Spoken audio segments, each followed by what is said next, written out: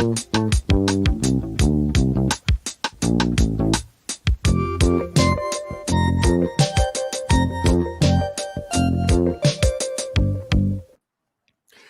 everybody. Welcome to Improv FAQ at Length. This is a series of longer conversations about improv topics that have lots of questions surrounding them. I'm James Quesada. And I'm Bob Wick. Yeah. That's the intro people are used to. Wait, why? Did you do something different last week? Oh, we just started. I realized I didn't have the theme song or anything. It's like, lights up, let's go. Hey, we got a special guest, Gary. Let's talk.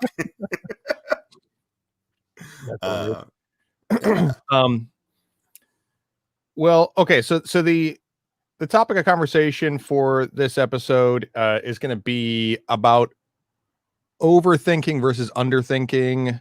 Yeah. Might even be a little bit about being like underprepared versus overprepared. Yeah. And before we start talking, I just gotta say, because I keep looking at it, what? I don't think you're supposed to put hazelnut milk in coffee.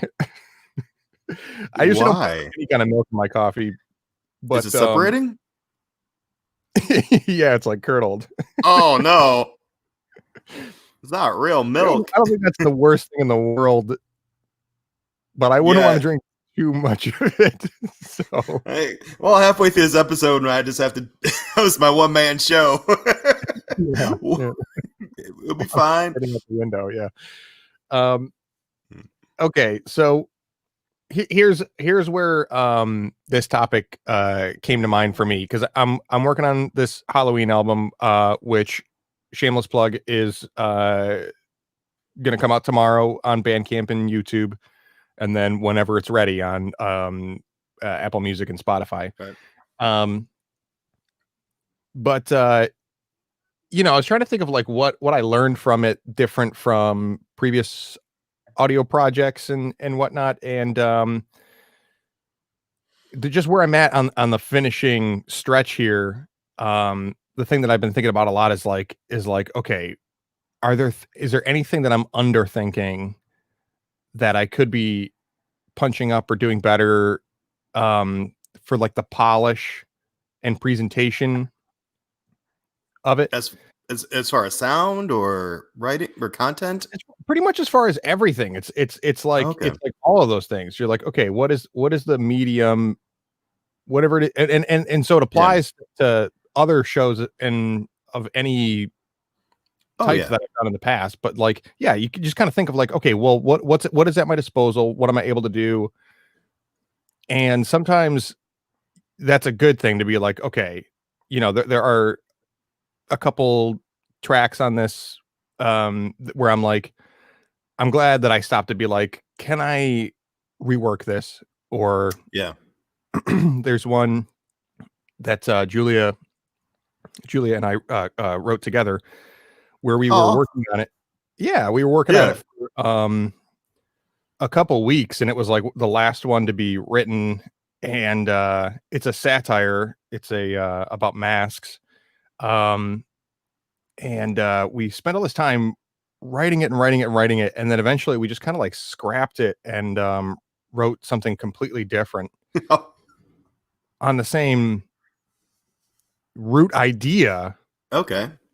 But it's like, I'm glad we had to go through.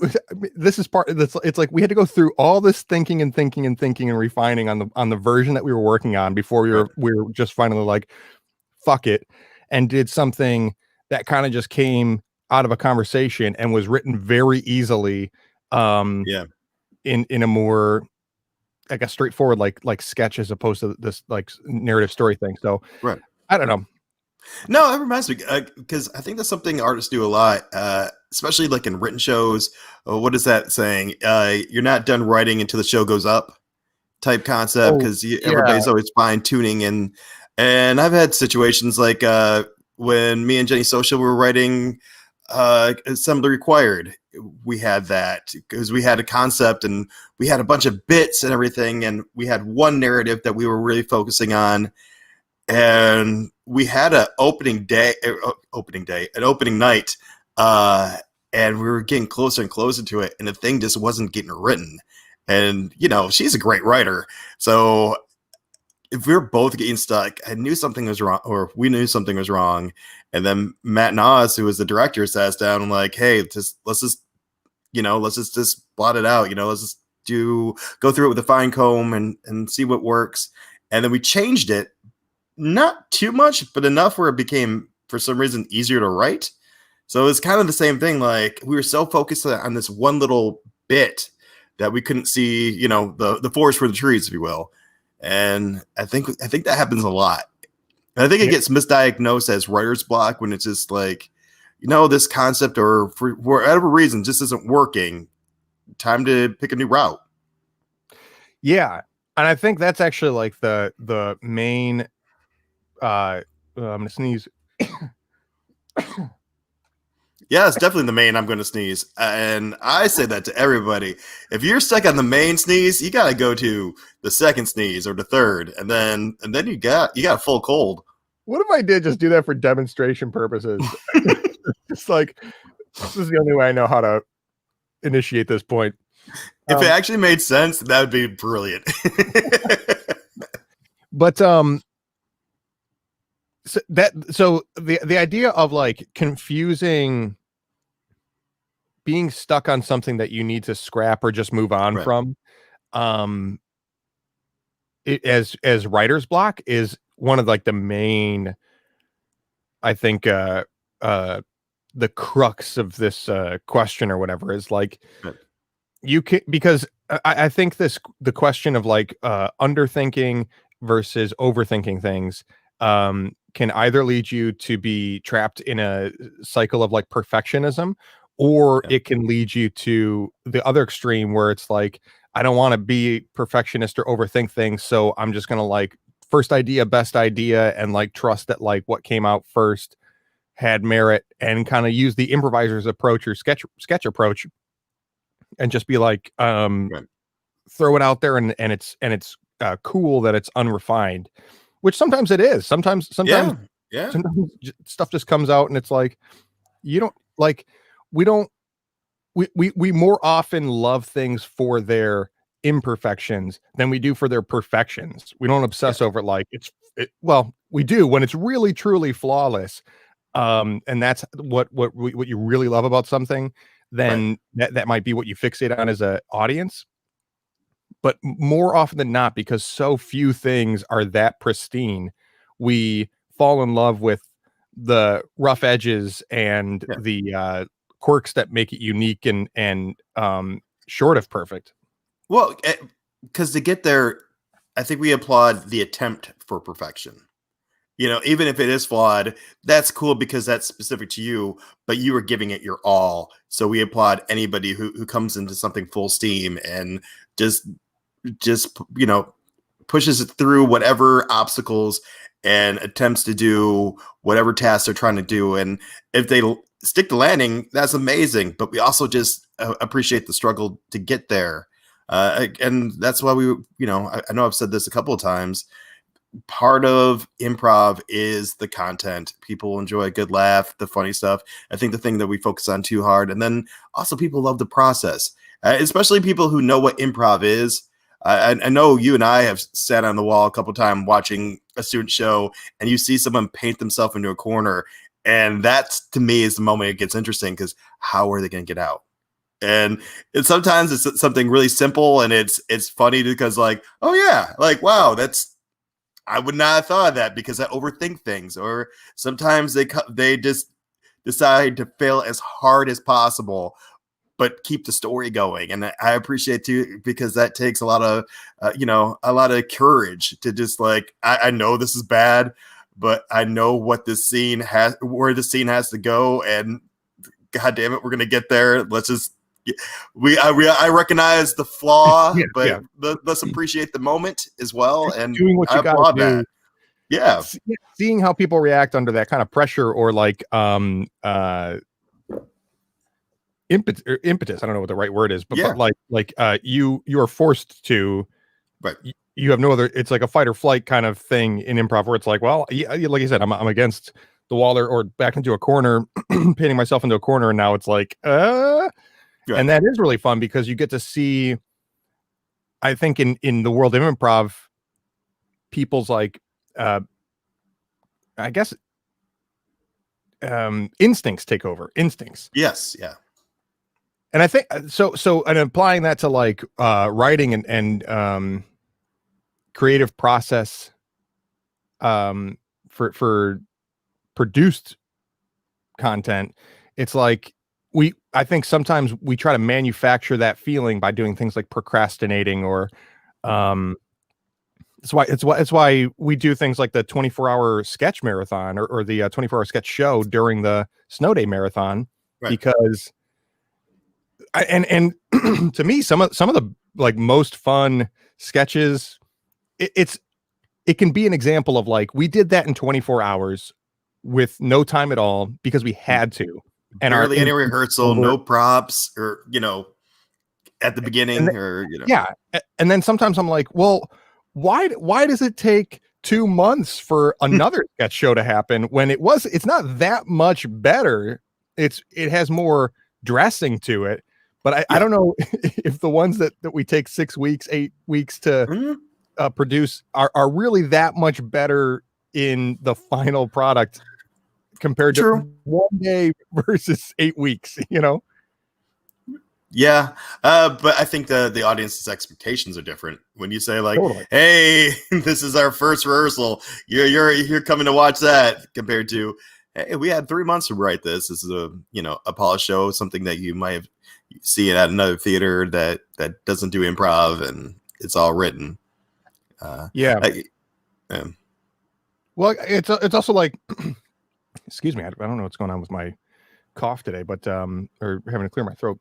Oh, it's that time of the season, man. Everybody's waking up stuffed up. Yeah. It also might be the curdled hazelnut milk. Yeah. Well, I didn't want to remind you, put that in your head. So.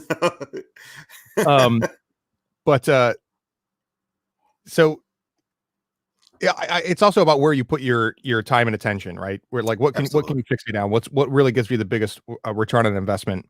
To me, something I love about working with the audio stuff is that like there's kind of automatically 2 stages of writing, because a lot of rewrites for me working on audio sketches happen in the recording because you actually have time to like do a bunch of different versions. This is true of like film and other mediums too, but like with the audio stuff, it's like I can write a sketch and be like, okay, that's good enough. And I don't want to spend my time in pre-production just writing and refining and punching up. Absolutely. I would rather go then be like, okay, let me start recording it and see how it sounds when I'm playing around with it and character or delivery and with the other people or whatever. And then you do a bunch of versions. You're like, let me do 3 takes on this and then some improv.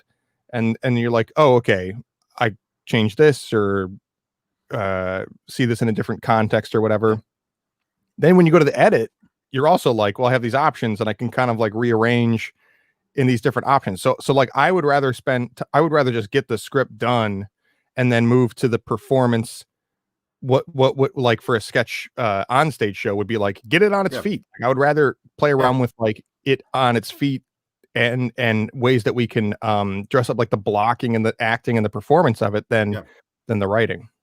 Absolutely, because how many times, James, let me ask you this. How many times have you written a sketch that you thought was finally polished, like, oh man, I don't really need to touch this. This is good the way it is. And then when you put it up, like, oh, there is some work because, oh, the actor isn't saying the words the way I would deliver it, but they're saying which is totally fine because that's their style. You have to appreciate that as a writer. Or it doesn't look the same on stage as it did in my head, or maybe there's some kind of thing that was or wardrobe piece that's necessary to really sell the character or the bit or the situation.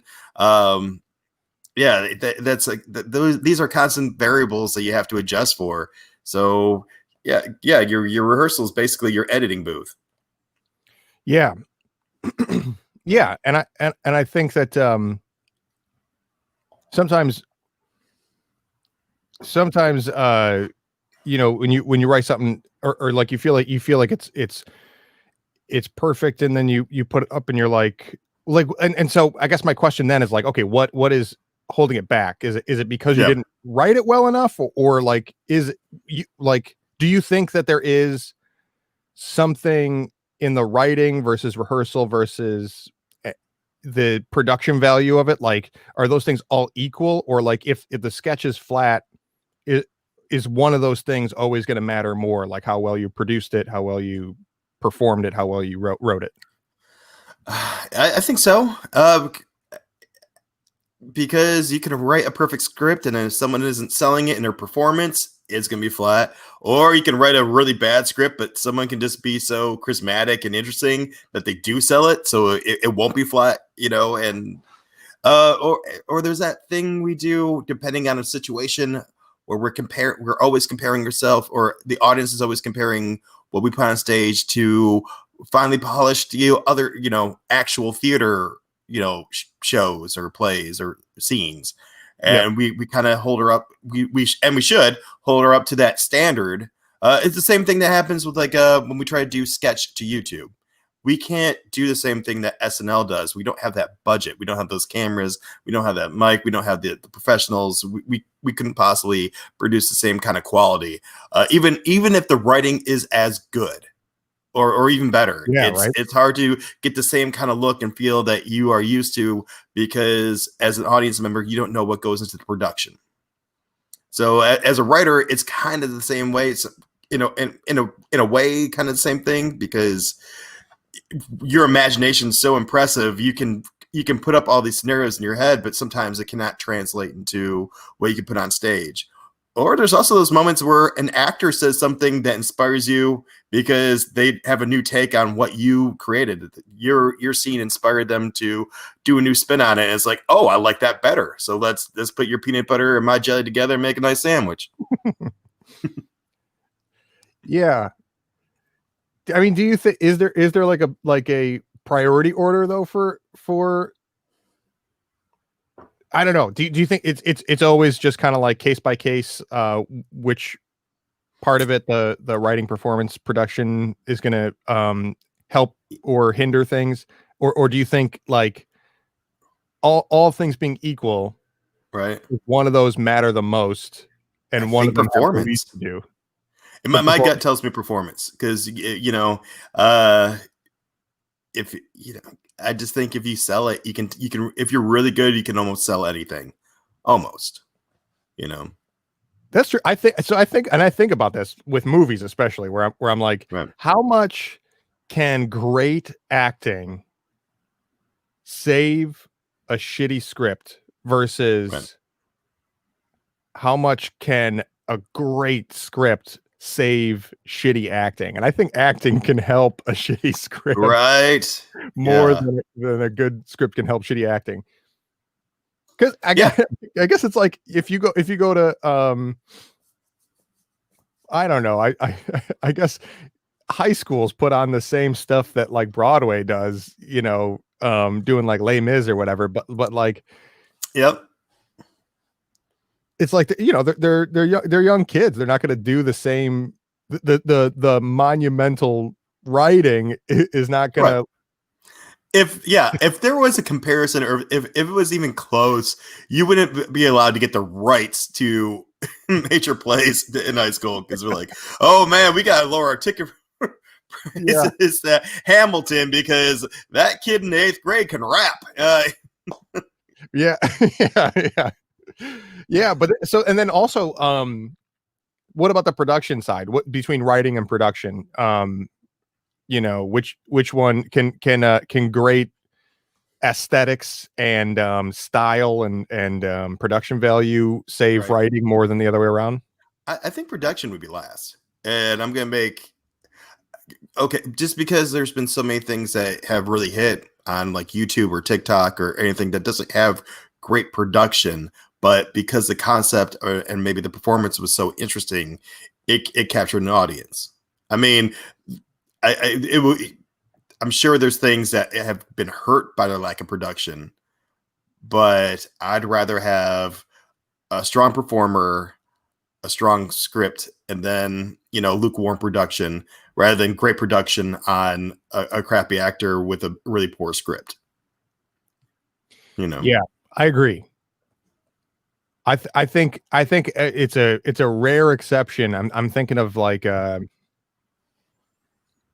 maybe someone like I'm gonna say Wes Anderson or like Tim Burton, but Yeah. the thing is those there's not an example of those their movies where the acting is especially shitty or anything. Yeah. They have all-star casts and their regular Yeah. crew most of the time doing great performances. But I'm just trying to imagine, like, I think I would still find something like, or maybe I don't know. There's like stuff that's like so bad it's good or whatever that has like Right. really cool, but it's a rare exception. I think more. Yeah. You're right.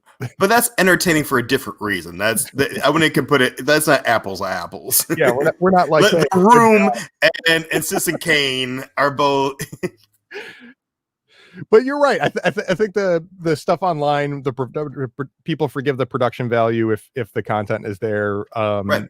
the performance and whatnot, and for like writing, something like Rent that doesn't have like a ton of dressing to it. Yeah, I think I've actually never seen a live performance of it, but as far as I know, it's not like dressed up the way that Yeah. Hamilton is, tons of costuming or set design.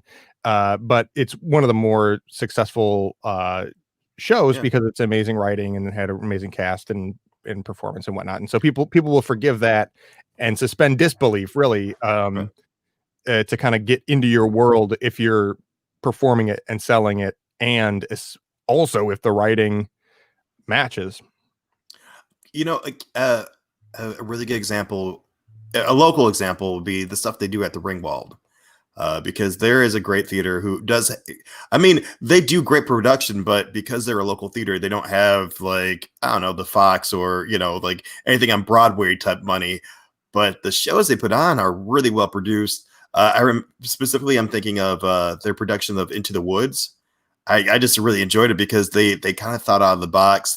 Instead of using wigs, they made their own props in a way where it's like as if it was from a child's imagination, Mm. or playing dress up rather than, hey, let's buy a wig, it.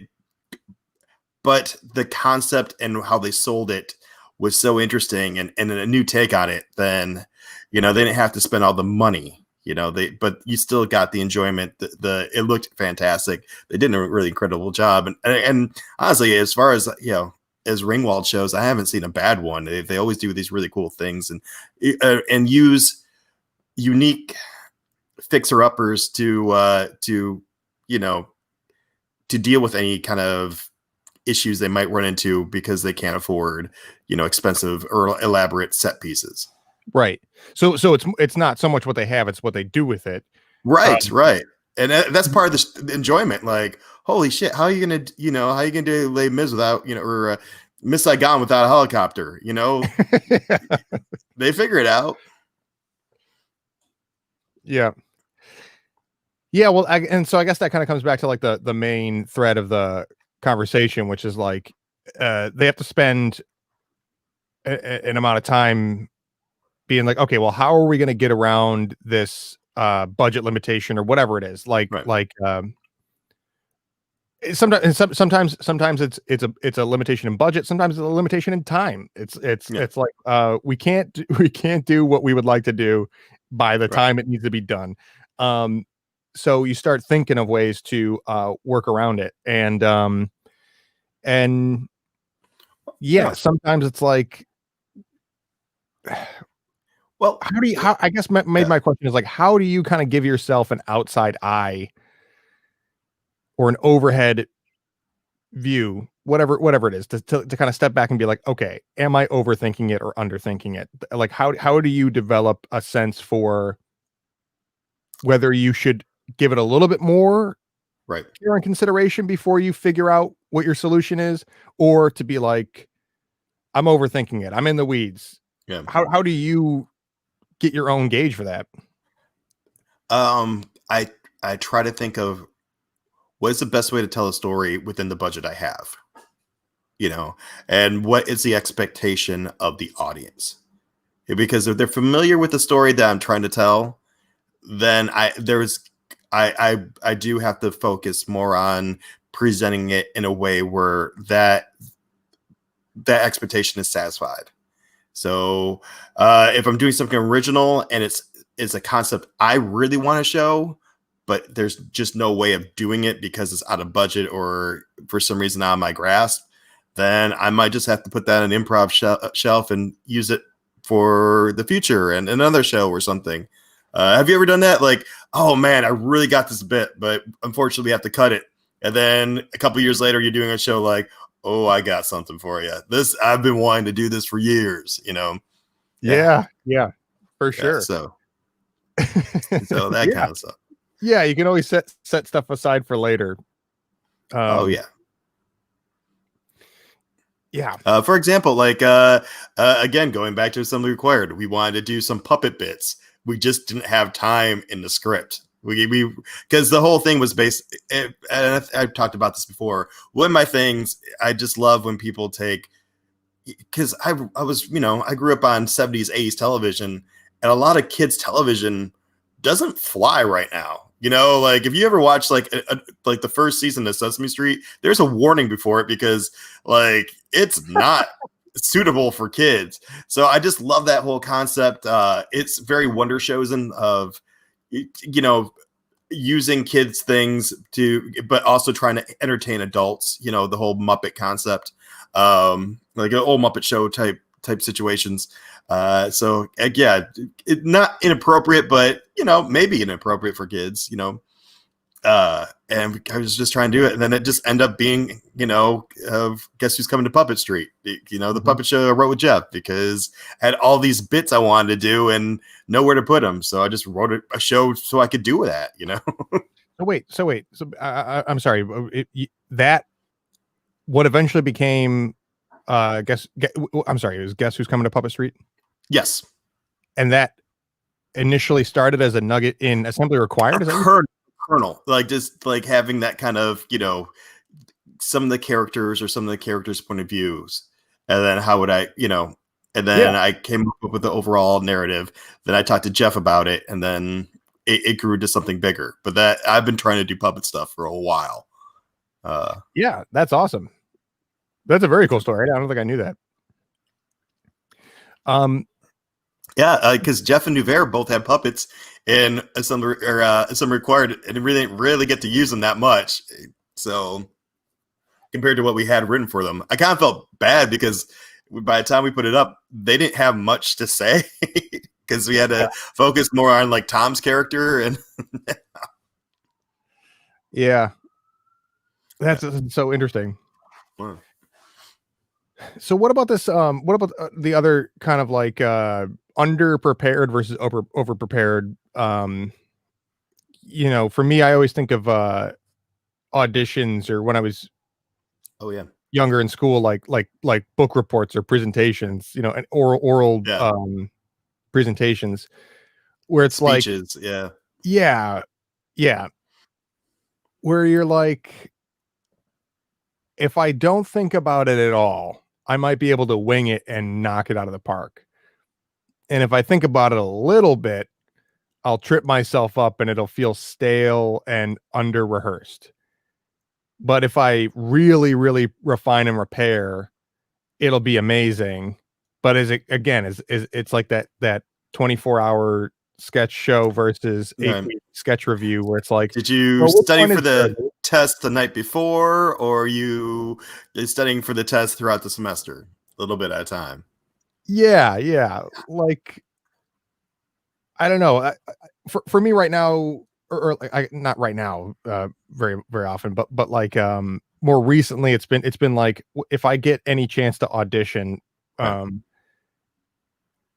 I can make a self-tape video with 100 takes, and it's like the one that I was closest on was like the first one.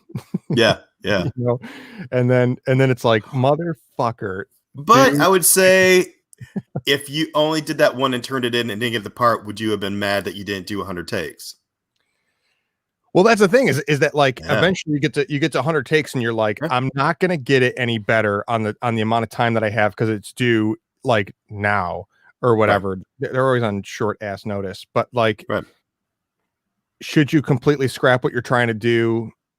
You know, you have this concept in your Yeah. mind of like, I want to deliver it like this, and like this is what I think the moment is, and you try to do that over and over and over again, and there's these little blemishes that you're like, God damn it, I just want to get it like flawless and No, mistake. And then I'm you're with like, you. at some point, you're either like, am I going to go with this like 90% with, you know, blemishes on it, or should I just completely scrap Yeah. what I'm trying to do and just get to a place where I can approach it completely fresh? Well, I think it really depends on how inspired are you in that moment. You know, if you think you're going to get it, but maybe it's going to take 5 or 10 more tries, do it. If you just keep on making the same mistakes, take a walk and come back to it if you can. You know, do something, because hey, I guess it really depends on your process.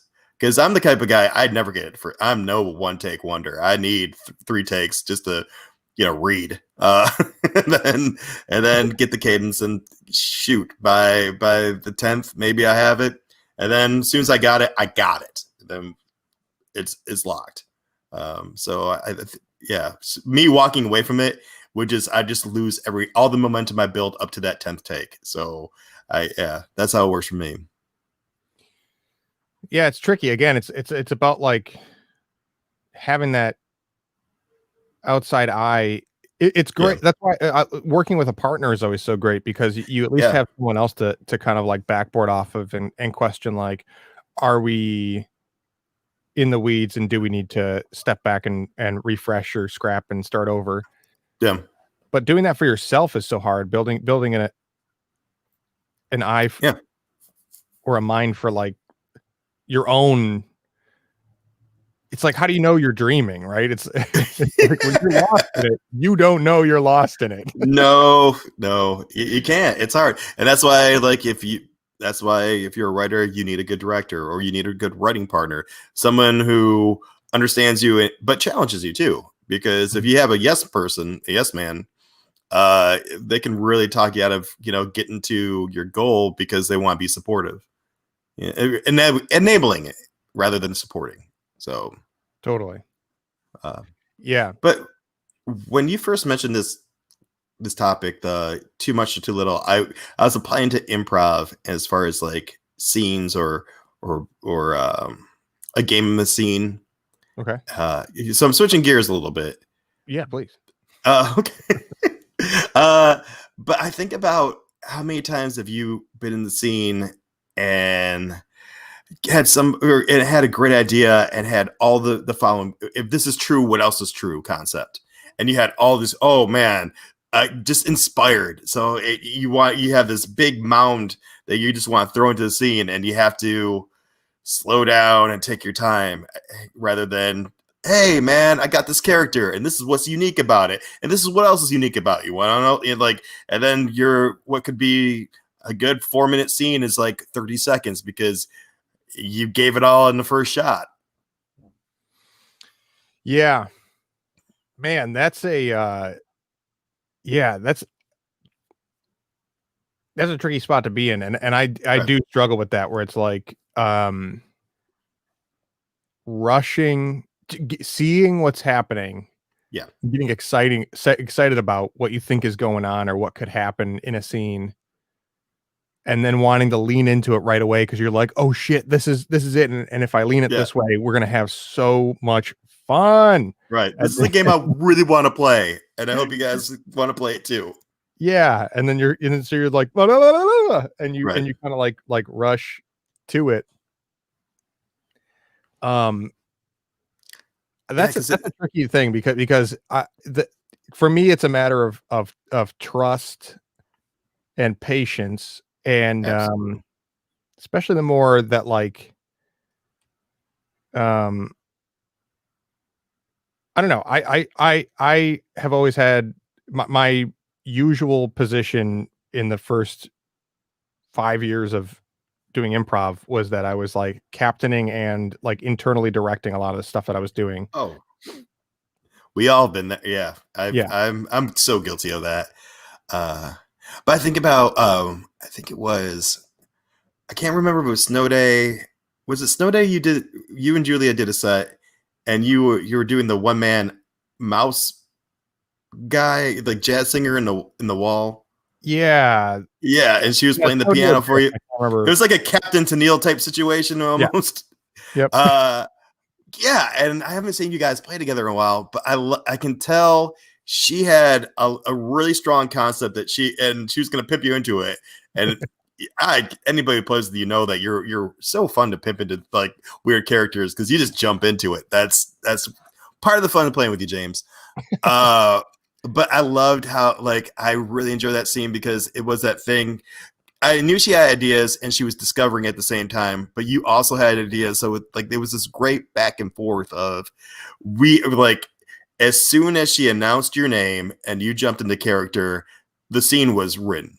You guys knew, there was a lot of discovery to be had, but you guys knew where you're going, and we were just going to go for a ride. And I love when that happens. So I think there's a range where that is the perfect center where you have a concept and just, as soon as you introduce it, everybody jumps on board because it's easy to cling on to compared to I have a concept and I'm not giving you enough information because maybe I don't have a full grasp of what this concept is, and I'm hoping we can meet halfway, but I'm not giving you enough information where you can jump on. Or this is my concept, I own it. You can play along, but don't screw it up because I'm gonna be pissed if you don't read the script that I wrote in my head and jump on board. Yeah. Yeah. So again, and thanks for saying that. But I mean, yeah, I remember that being a really fun scene slash Fun. show. Um, but man, uh, the struggle for me, just personally, and again, because we've been in that internal director captain position a lot. I'm sure you relate to this, but just speaking personally, like I um struggle between like developing as an improviser and having like concepts that I was trying to like do with a team or whatever. And on the one hand, you kind of want to be like, okay, I'm not on the outside directing this. And I think it's an idea that like I have um that I want to give proof of concept to so that it clicks. Like it reminds me of when we were talking with Rachel Rosenthal and she was talking about freeform, and she's Mm. like when she teaches like transformative edits and organic play, that sometimes she just wishes that she could be like, if you could just see it, like it's so much Yeah. to then be like, oh, and then run with the possibilities of that first example. Sometimes I'm trying to do things that are like we could do something like this in this moment, and maybe it sounds like arrogant or whatever to think that let me open a door of new possibilities for you, but the fact of the matter is that there are some times when that has been has gotten results to be like okay, let me try and like force it this way or do this move or style of thing, and then after the fact people are like, okay, cool, now I see what you're talking about and let's do Yeah. more of it. So there's that side where it's like, okay, sometimes that is helpful to be like to careen or kind of steer things, but Right. other times when I do especially Julia a disservice because um I was her first teacher and I have coached her and I have directed her, and she is now a better improviser than I am. And in a scene, sometimes I forget that how much subtlety and intention she has in the moves Yeah. that she's making, or that I don't need to fucking broadcast what I think is going on, and I'm better off trusting that she's smart enough to see what I'm seeing too. That like, Right. oh, I think we're those two characters from earlier in the show or whatever, and I don't have to be like nudge, nudge, wink, wink. Yeah. You know what I mean? And it's like that's the kind of like trap that I get caught in is like, can I lead from the front with some things that might actually benefit and grow the people I'm working with along with myself, um, versus like stop trying to always be in that position and Right. instead follow the follower, or let other people lead with their equally innovative and Yes. great ideas. It's something I struggle with all the time, and it's a note I constantly give myself. You only get to use this moment. Anything after that belongs to everybody else. So if you're introducing something and for some reason they don't cling on to it, that's fine. They're not mind readers. They're not mind readers. So just roll with it, and that's improv. Yeah. Compared to, hey, I am forcing you to do this, and you better play along, or all that stuff. Yeah. Even if you have a great idea, that's it. It's a great idea, but that's not real improv. And real improv is that moment to moment stuff. And yeah, it's rough. It's because you just want, you can see it in your head. It's so frustrating, and that's part of the art, like learning to deal with that frustration and move forward, because that's not the art. Not the art isn't to write really fast on stage, is to react in character in the moment and discover what's next.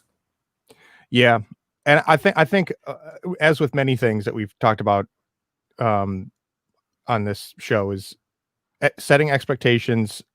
Because if you and I, when me, you and Gary play and we're doing organic play and we're like, Yeah. okay, that's a great license to kill on, like, okay, that's what we're trying to do. So I know that we're all working toward the same goal and same style. Whereas, like, if I'm in a mix and match show, Right. then I don't have the right to be like, oh, I want to lean into this like transformative stuff. Yeah. It just feels too high gravity to be like let me rock the boat, or just kind of throw things off the rails. You're better off being like, okay, I'm working, knowing who you're working with and what you want to accomplish. Um and then if you don't, erring on the side of just like those completely moment by moment. um do you agree that, do you think that like is there a difference if you know that you are working with people toward a certain goal, that there's a little bit more of like thinking ahead, or kind of like mutually steering things in a direction based on your goals? Well, I mean, it really depends on, is that the goal of the group? Is that something you talked about before, or are you doing a particular form where you're trying to have a perfect bow at the end of your story or narrative? Um, I and I don't know. I guess after you worked, like you said, like with you and Julia, or with you, Gary, and myself, uh, we can. I think it's not an unfair expectation to think a little bit ahead and like, oh, this would be cool. Let's see if we go there, rather than we have to go there. And to me, there's a difference. Like, Yeah. because like, again, specifically you, Gary, and I, we can tell when someone's leading, and we don't have an issue with someone taking over the lead and taking it a new place. So I think that's kind of the fun of it too. Like, all right, you got a solid intro. You set us up. You set up the environment. What else can we do? Yeah. Almost. Yeah. Yeah. I think, well, I'm thinking about it in terms of like narrative and Herald, I think are a Right. couple of examples where, like, for me in narrative, I was with a team that was doing narrative, and I was with this team for like a year and a half and discovered that, like, I'm not that great at narrative, which I think we talked about before, but like, Yeah. um there's people on that team that were really great with it, and have that like kind of writer's brain and can see story and plot and stuff. And I'm grateful when they're like, oh, it was this person the whole time, or like, that Right. thing we mentioned earlier, like, let's make use of that. And of course, that's the mysterious person we've been talking about, is that Yeah. one name we said as a throwaway. And I'm grateful for those people for Right. steering. And I'm like, because I'm not going to do it. That's not my role in this. I'm Yeah. more to be like impulsive and charactery. And I would hope that the people who are more like plot driven are grateful for me giving a little bit of spice and electricity to things or whatever. Like, whereas like so like I don't know. I guess I'm thinking of it in terms of like I like when somebody steers things based on our goal Huh. when I know I'm not going to Yeah. be the one to do it Yeah. if and without it we're not going to accomplish what we set out to do. Well, that's the great thing about a team. Everybody, if everybody has their strong points and we play to them, or as a challenge, everybody plays to their weak points and see if we can learn from each other. I love that. Uh, and I think I consider myself pretty strong narrative. So I love when you come out with a big character because that's easy to write for. It's a big character. Let's do a fish out of water. Yeah. Simple. Or what's this character's hero journey? Oh, this character's high status. What can make him low status? What can we do to break this character? What situation or can I create to have this character learn something if he's a jerk? Yeah. Yeah. Yeah. You get to like kind of frame things Yeah. in a way that suits your strengths. It's like going to someone like when you're a kid and you go to someone else's house and they don't have the same toys you do, but you want to play I collect Transformers. Well, you're a He-Man guy. Well, how do you do this? Let's set them up and play. We don't get the fuck out. Get the fuck out. We can't cross streams. It's gonna work. I'm telling you right now. Yeah.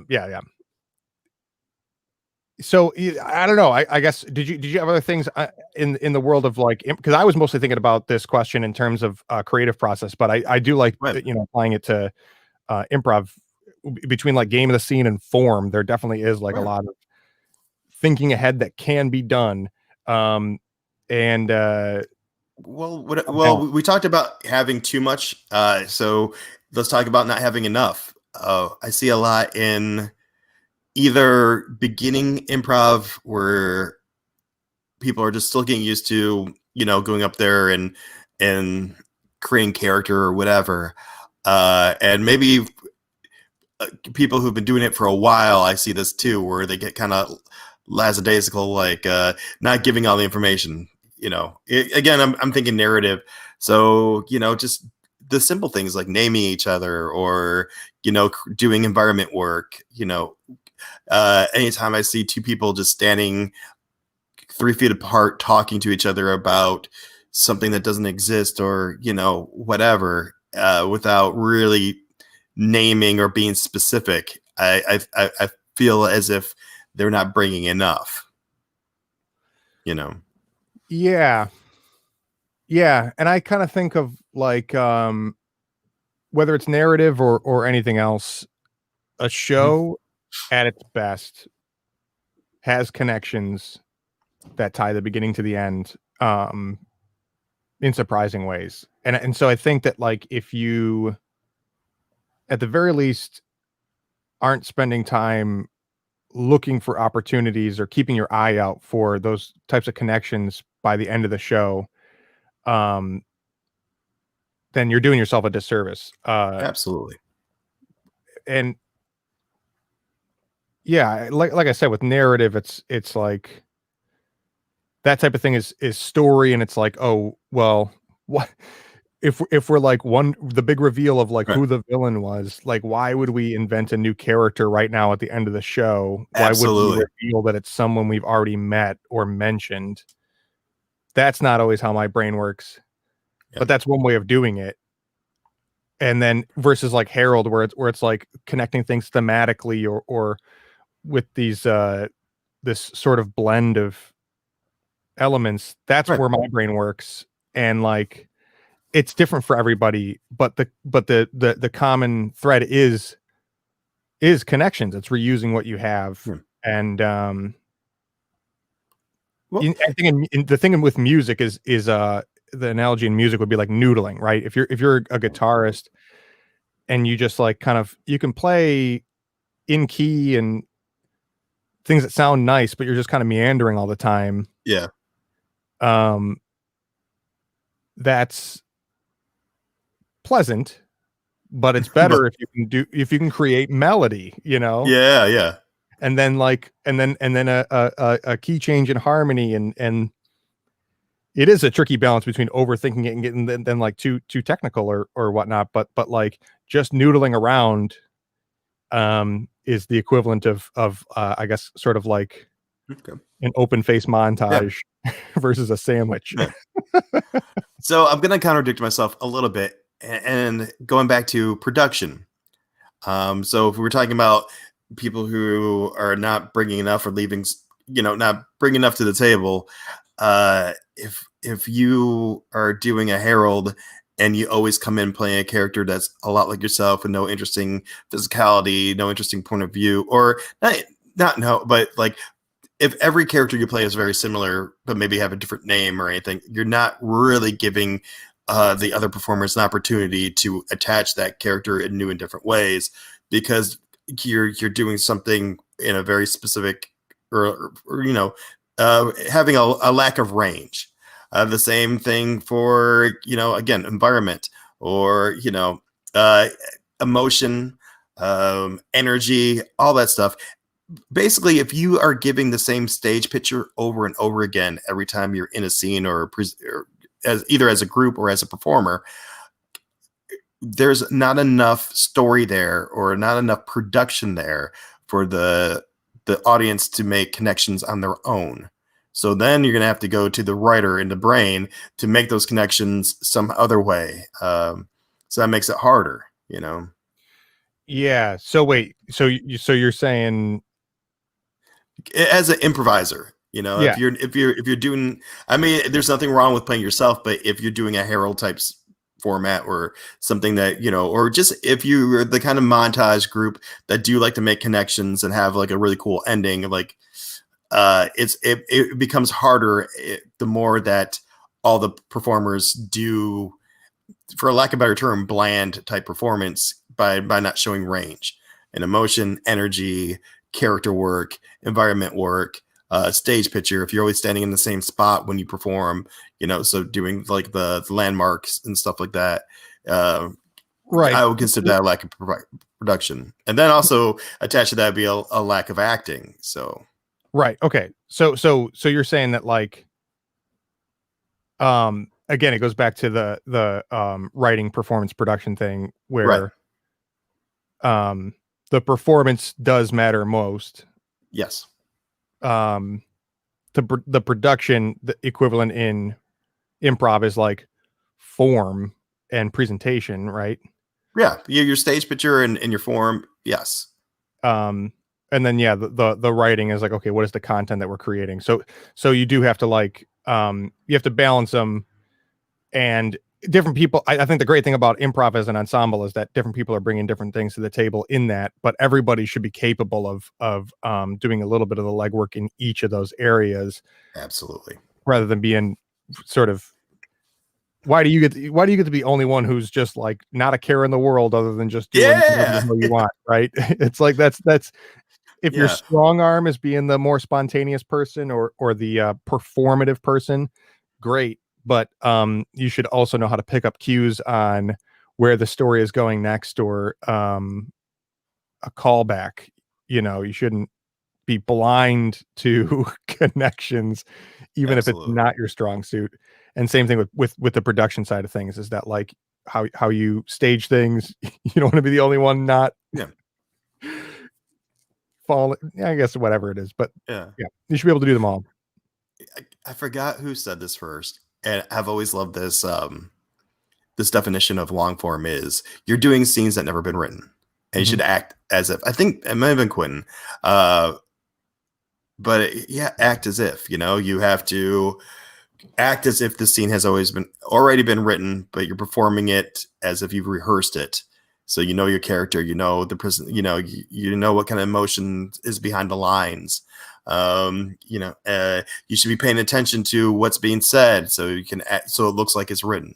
You should you should act as if it's already been blocked. So move around rather than stand in the same spot with your hand in your pockets. Yeah.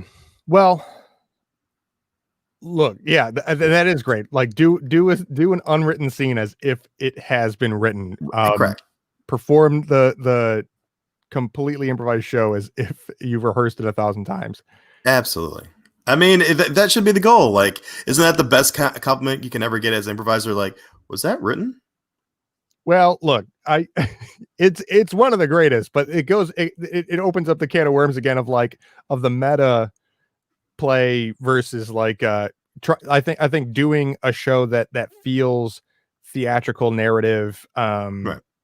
traditionally scripted theater feels that way is an amazing thing, but I don't think I think my short answer is that doesn't have to be that way Okay. to be great. But Yeah.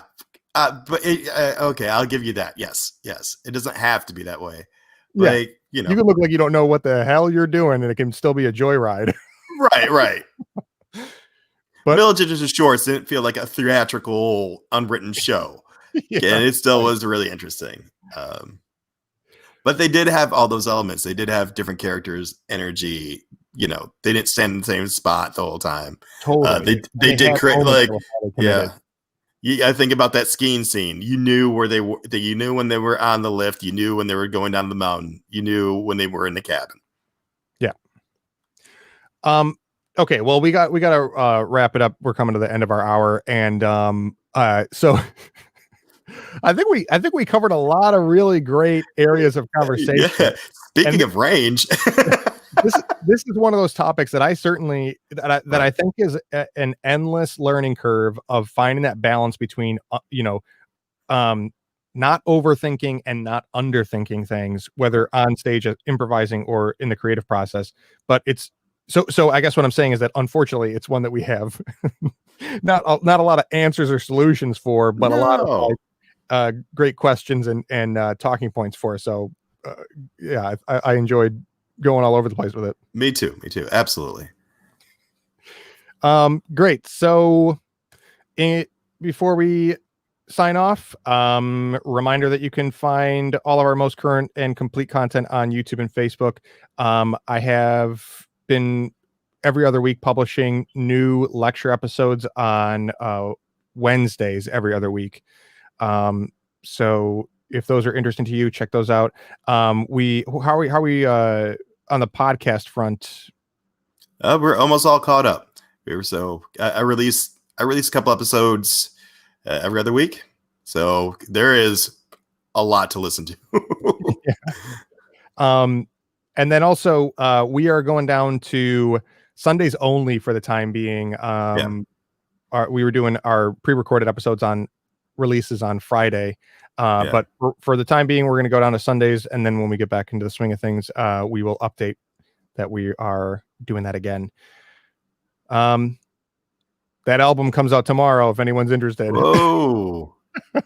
If anybody's interested, come on. Good sell. It's been kicking my ass, honestly, and I'm really proud of how it turned out. I'm excited to hear this because you've been talking about this for a while, so I want to see what my boy's working on. It's called Stories to be Murdered By, and it's a mix of narrated comedy ghost stories and songs. And you had me at comedy ghost stories. That sounds awesome. And I've got a lot of contributors on it that like some 20 contributors that I was really proud to work with, and just super excited to release that tomorrow. So look forward to that. We'll catch you next week, and thanks for tuning in to Improv FAQ at length. Bye. Bye.